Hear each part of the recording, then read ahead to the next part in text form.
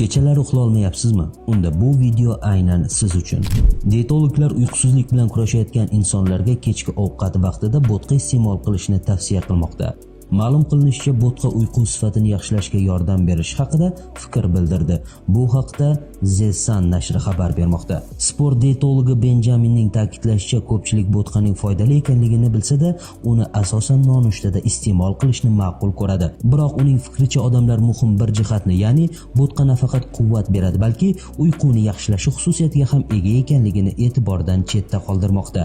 Bundan tashqari, dietolog kuchli yengil taom sifatida to'liq donli non va bananlarni tavsiya etadi, chunki ular uyqu uchun foydali bo'lgan magniy va kalsiyni o'z ichiga oladi. Shuningdek, uyqu gormoni melatonin miqdorini oshiruvchi olchani ham iste'mol qilish mumkin. U sut mahsulotlari ham melatonin darajasini ko'tarishga yordam berishi, shu sababli ularni ham kechqurun iste'mol qilish mumkinligini qo'shimcha qilgan. Bu videoni yaxshi uxlolmaydigan tanishlaringizga albatta jo'natib qo'ying.